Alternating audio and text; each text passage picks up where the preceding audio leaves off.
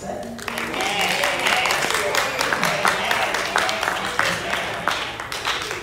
Good morning. How y'all doing? I am excited to be here. And when I tell you I'm excited, I'm excited. When I got the call from my childhood friend, Pastor Frederick, before he could even finish saying, will you, I said yes. Because I already know the kind of work that he's doing. And the first thing that my mom and my stepdad used to always tell me, before you go to whenever you go to anybody's house, you make sure you bring them something. Y'all feel where I'm coming from? So I want to just bring this $500 check just to the church, just to say, I'm going to put it right here for you. but I'm excited. And let me tell you why I'm excited. I'm excited because of what I see right here. So today, what I'm going to do is I'm going to share, I'm going to talk to y'all, and I'm going to give y'all three things that if you listen to these three things, I guarantee you it's going to change each and one of your lives. Now, these three things are something that I'm giving you, but the twist to it is you already have it. So, the three things I'm going to be giving you today, one is your fingerprint. Now, let me just tell you, in 1986, we had just come off a state championship football team at Yates.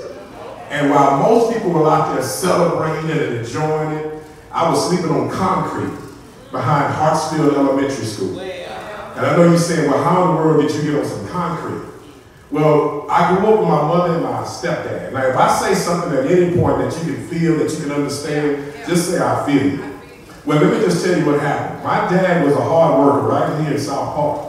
He worked at Grocery Supply. But on Thursdays, on his day off, one of the things they loved to do was go drink. So he started drinking.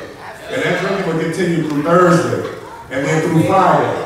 And then on Saturday mornings, when most kids are getting up watching cartoons, I get up and I got to hear the cries of my mother who's being beat. I'm looking at, wondering why her eyes are swollen. And when I'm young, I'm thinking to myself, when I get older, you know, I'm going to do something about that. I'm going to stand up. And so in my senior year, my junior year of high school, it came to a head.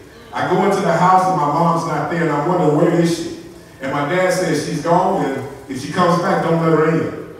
My mom comes back and she's knocking on the door. And the next thing you know, I'm sitting out there looking at the door wondering, do I let my mom in or do I go against what he said?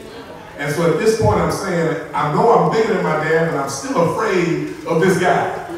But my younger brother had the courage to get up, walk to the door, open the door, and the next thing you know, my dad come around the corner with an iron chimney cleaner. And he swung it at my brother's head and barely missed it. So I'm tapping my father, I have him down on the ground, he gets away, he goes into his closet, and in the closet he has this 38 caliber pistol. And he comes back and he puts it to my head. And he said, listen, this is my house. And if you can't follow my rules, you gotta go. And at that point, I'm saying, okay, I'm gone. Now my mom is not knowing what she's gonna do, and I'm convincing her, y'all stay, I got a place to go. And the truth was, I had no place to go. So I got my backpack, and I stuffed it with my clothes, and I went trying to find me a place to stay, and I found this place called Hartsfield Elementary. And I found a little bitty piece of concrete behind the school, and I slept, and I put my backpack on that concrete, and I went to sleep. And I told myself, Lord, I don't want to wake up. But the truth is, I didn't want to kill myself, I just didn't want to wake up on the concrete. Y'all feel where I'm coming from? And even though I didn't want to wake up on that concrete, something happened. The sun came up anyway. And at that point, I said, well, God must have some kind of purpose for me. And so I got up and I walked to Jack Day Senior High School. And so every morning I said I was going to be there for 1 day, 2 days on this concrete, but 1 or 2 days turned into 3 weeks. And I'm still sleeping on the concrete. And finally, this librarian who saw that I was coming into the library every single day and was wondering why I was spending so much time in the library, knew that I was homeless. And he ended up giving me an envelope, and inside that envelope was $2. And he said, take this envelope to a place called the Covenant House. And you go over there, and they'll take care of you. So I didn't have any money, so I walked 10 miles to the Covenant House. And I put the $2 in my pocket. And when I got there, they let me in, and they told me, you can stay here as long as you want, but you're just going to have to get a job. And I said, well, ma'am, you know I'm homeless, right? She said, I understand, but you got to get a job. So the next day, I went out looking for a job, and nobody was hiring. So I went back and I said, ma'am, I've tried, and nobody is hiring. She said, well, the only way you can stay is you got to get a job. So my grandmother, before she passed, She used to always tell me something. Anything that you want in life, just put your stamp on it. And she would say, basically, baby, put your stamp on it. That's how she used to do it. And at that point, I realized she was talking really about my fingerprint. And I realized that my fingerprint is unique. Since the beginning of time, over 117 billion people have walked this earth. And 117 billion people got a unique fingerprint. So that means that that fingerprint is specific to me. And each time they take that fingerprint, they usually use this finger. And so anytime I put up this finger and I start thinking about it, I'm like, that finger means that I'm the one. And so that's what I want you to understand. When you put up that finger, your fingerprint means you're the one. Yes, you go put up that finger. You are the one. And so the next day I went to River Oaks. Since nobody was hiring at Burger King or McDonald's, I went to River Oaks and I said, hey, let me go to this restaurant called Del Frisco Steakhouse. And most people say, man, you crazy. If Burger King turned you down, Whataburger turned you down, why in the world would you go to this high-priced steakhouse? They gonna probably turn you down. So I walked in that steakhouse, I said, sir, you hired? They said, no. So I got ready to walk out, but this time I remember what my grandmother said about my fingerprint. And so I started thinking about my fingerprint, and I said, listen, these busboys are wearing these white dress shirts and these black dress pants. So I had $2 in my pocket. I went to a place called the thrift store, and I bought me a white dress shirt for 50 cents and some black dress pants for $1. The next day when that store opened up and Del Frisco's opened up, I walked back in there. Before they even told me they weren't hiring, I just started cleaning tables. I didn't ask them when they hired, I just started cleaning tables. Now the guy who told me they weren't hiring, God made it so that he wasn't there that day. The owner was there. And halfway through the night, they bring in this team called the Houston Rockets, and they say, hey, we need a busboy for this table. And so I decided to be the busboy for that table. At the end of the night, one of the Rockets, his name was Ralph Sampson, comes up to me, and he gives $100, puts $100 in my hand, and says, I really appreciate all you did tonight. Now at this point, you know I'm coming back tomorrow, whether you tell me I can or not. But that taught me my first thing about my fingerprint, is that my fingerprint gives me the boldness to go after it when somebody says it ain't possible. That was the first thing that I learned about my fingerprint. The next thing I'm going to tell you about my fingerprint is that over the years I've seen some things. Covenant House was one of the things that I saw along my journey. But this fingerprint of mine, I started to realize now, is that I can't even unlock my phone without my fingerprint. My bank account is linked to my fingerprint. So I started to say, wait a minute, if I can unlock my phone with my fingerprint, and I can unlock my bank account with my fingerprint, then I surely should be able to unlock my potential with my fingerprint. And so the next thing that came around was that I realized that to unlock the major thing I need my fingerprint for is to unlock my blueprint.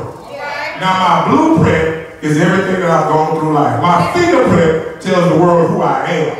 But my blueprint tells the world what I'm going to become. And so at that point I started realizing, you know what, I got a blueprint. Each and every one of you has a blueprint. God is the architect of that blueprint, but you are the builder of that blueprint. Y'all feel where I'm coming from?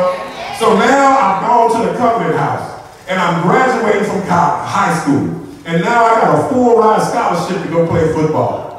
And I get up there in my first semester, I got a .55 GPA. Now I don't know if you know what that means. There's 2 F's, a D, and a C. Now at that point, my coach calls me and says, you're not going to be able to stay on the football team unless you bring that GPA up. And so I work really hard, but I don't bring it up enough. And so he says, you got to go back home. But you remember, home for me was concrete. So that was not an option. And so what I started to do, I said, I got to do something. So I went down to a place called Beaumont, Texas, Lamar University. And I asked him, I said, hey, can I come into your school? They said, what's your GPA? I said, my GPA is a 1.5. But I said it like it was a 4.0. And they said, we don't accept anybody with a 1.5. I said, well, let me just talk to you just for a little while. So that little while turned into 2 hours, and the next thing you know, they let me in on a probationary status. One, because that was part of my blueprint. So now, I'm in Lamar University. I get ready to graduate. I know I want to be a doctor. I know that's what I want to do. But when I graduate, everybody's telling me, you're not smart enough to be a doctor.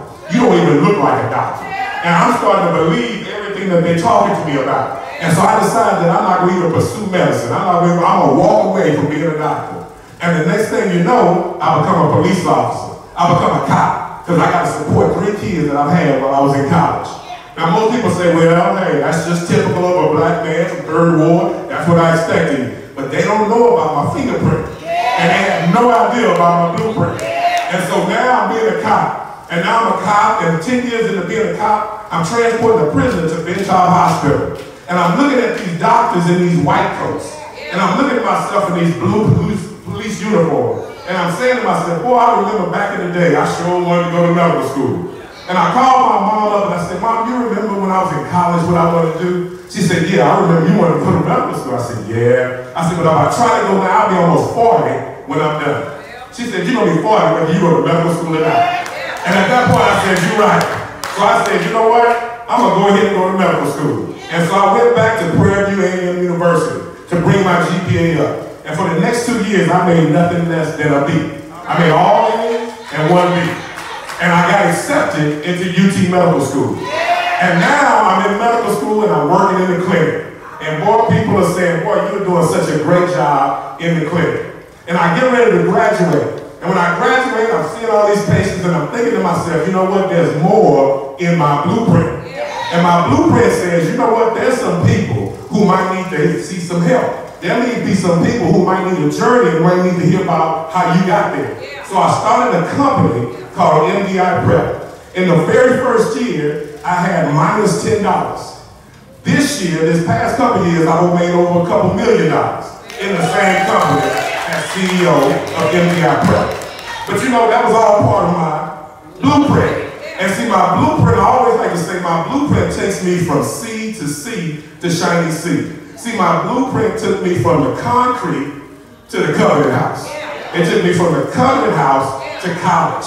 It took me from college to becoming a cop. It took me from becoming a cop to going into the clinic. It took me from the clinic to becoming the CEO of my company. But all of that was not going to happen without that C in Christ. Everybody follow where I'm coming from? And so I'm thinking to myself, you know what? This blueprint is major. Each and every one of you has a blueprint. Now, one thing I can tell you, I want you to go ahead and buckle up for this one, because I'm about to land this plane. When I got ready to think about this blueprint, I realized that when I was going through this blueprint, every step in that blueprint, I was working and I was walking. And sometimes I was working and I kept walking. But every time I walked, I realized that I was leaving a footprint. And I realized that footprint, see, let me explain something to you. The fingerprint is who you are. The blueprint is what you're going to become. Right? But the footprint is where you've been. Y'all follow where I'm coming from? And so I realized that I'm leaving some footprints. And I understood that a footprint is just like that. There was a story about this old lion who couldn't hunt anymore. And one day, he decided, you know what, I'm going to play sick. And everybody that comes to the cave, they're going to come in, and I don't have to go chase my food, I'm going to let the food come to me. And so every day, these animals would go in and check on this sick lion. And as they go in, they'll see the sick lion, and the lion would eat them. And one day, the fox came by. And the fox got outside the cave and said, hey, I'm sorry to hear about you, lion. The lion says, why won't you come in the cave? The fox says, well, I saw some footprints going into the cave, but I ain't seen no footprints coming out the cave. See, let me explain something to you. Your fingerprint, that's for you. Your blueprint, that's yours too. But your footprint, that's for somebody else. So make sure that your footprint leaves a good message.